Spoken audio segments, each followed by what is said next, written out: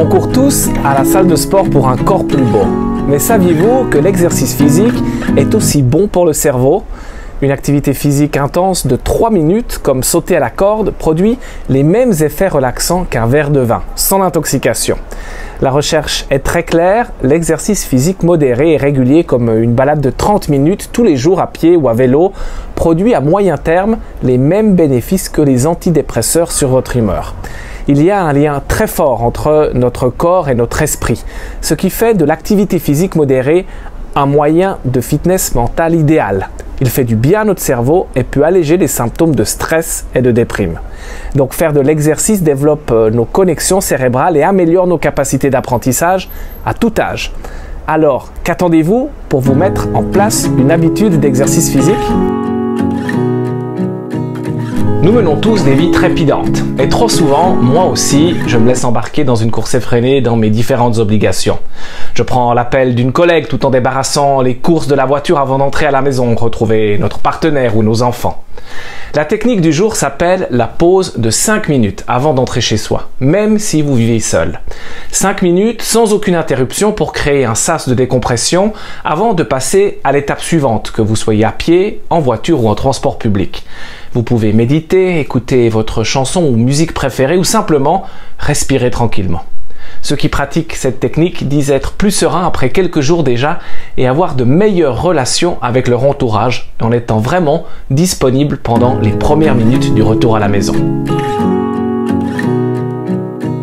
La vie n'est jamais simple. Moi aussi, j'aimerais que les choses se passent toujours comme je voudrais, mais les difficultés de la vie sont inévitables.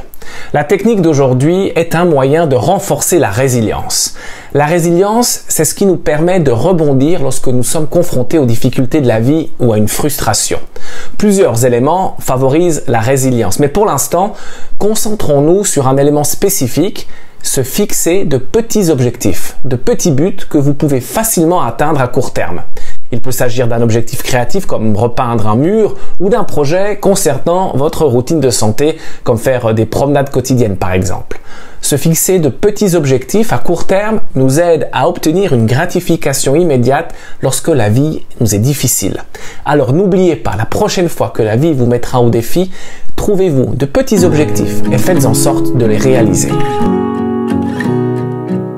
De nombreuses études se sont penchées sur les bienfaits de la gratitude sur notre humeur et notre bien-être. J'ai moi aussi intégré depuis plusieurs années la gratitude dans tous mes exercices mentaux quotidiens. L'une des techniques que j'utilise est celle des 3 bonnes choses à la fin de ma journée, souvent au moment de m'endormir. Je me rappelle de 3 choses de la journée pour lesquelles je suis reconnaissant. La présence d'une personne, le sourire d'une inconnue ou le message d'un ami. Même dans les journées les plus difficiles, j'ai toujours réussi à trouver 3 choses pour lesquelles je ressens de la gratitude. Je connais même des familles où c'est devenu un rituel à la fin du repas du soir que de partager à tour de rôle ces 3 gratitudes. Pour plus d'efficacité, vous pouvez même les écrire dans un petit cahier juste avant d'aller dormir et en quelques mots. Et moi aussi, je vous suis reconnaissant d'avoir regardé la vidéo jusqu'au bout.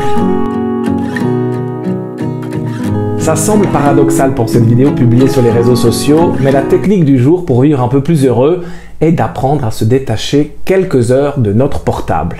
Moi aussi, je dois faire un effort pour m'en séparer.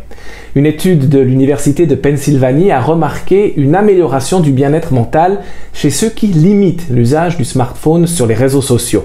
En bref, les chercheurs ont remarqué que moins de temps on passe sur le smartphone, mieux on se sent et plus notre attention s'améliore. Essayons donc ce soir d'éteindre complètement notre téléphone pendant 2 ou 3 heures. Il est possible que ce soit un peu stressant au début, mais remplacez ce moment par du temps passé avec vos proches, une promenade déconnectée ou un livre. Retentez régulièrement l'expérience en augmentant le temps si vous vous en sentez le courage. Et dites-moi comment ça s'est passé.